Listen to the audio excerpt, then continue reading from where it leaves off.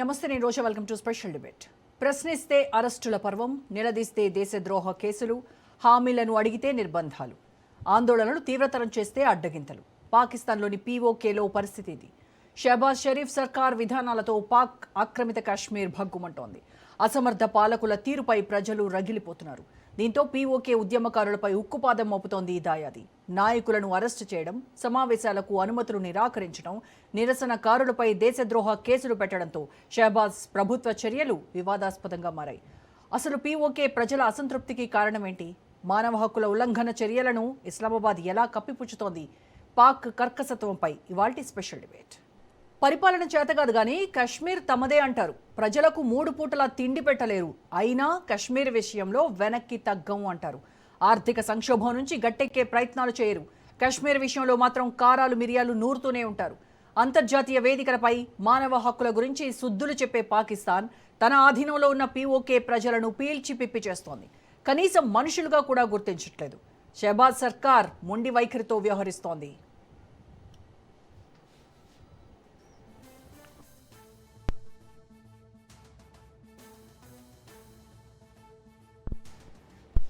తాజాగా పాక్ ఆక్రమిత కశ్మీర్లో పరిస్థితులు రోజురోజుకు ఉద్రిక్తంగా మారుతున్నాయి. చౌక విద్యుత్, సబ్సిడీ పిండి, పెరిగిన పన్నుల రద్దు కోసం ప్రజలు రోడ్లపైకి వస్తుంటే వారిపై ఉక్కుపాదం మోపుతోంది ఇస్లామాబాద్ సర్కార్. ఆందోళనకారులను శాంతింపజేయాల్సిన పాకిస్తాన్ ప్రభుత్వం ఇప్పుడు రాజద్రోహం, మతపరమైన హెచ్చరికలతో అణచివేతకు దిగుతోంది. నిరసనలను ఆపేందుకు ఆహారం, మందులు, ఇంధనం వంటి నిత్యావసర సరుకుల సరఫరాపై కన్నేసింది. పంజాబ్ ప్రావిన్స్ నుంచి పీఓకేలోకి వచ్చే ప్రధాన సరఫరా మార్గాల్లో భద్రతా తనిఖీల పేరుతో సరుకు వాహనాలను నిలిపేస్తోంది. గోధుమలు, పిండి, కూరగాయలు, వంట నూనె, పెట్రోల్, డీజిల్, వైద్య సామాగ్రి అందక పీఓకే ప్రజలు సతమతమవుతున్నారు. కొన్ని ప్రాంతాల్లో మెడికల్ షాపుల్లో మందుల కొరత ఆందోళన కలిగిస్తోంది. అలాగే ఇంధన కొరతతో ప్రజా రవాణా స్తంభించిపోయింది.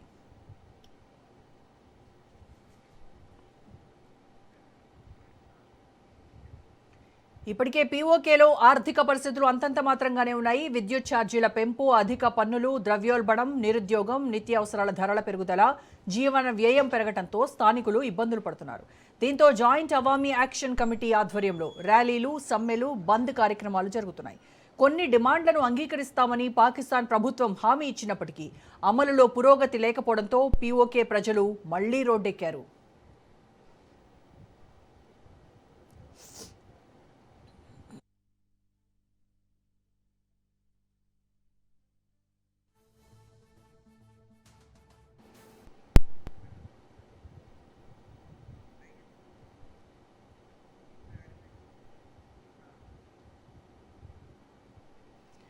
ముజఫరాబాద్ నుంచి మిర్పూర్ దాకా పీఓకే అంతటా నిరసన జ్వాలలు ఎగిసిపడుతున్నాయి.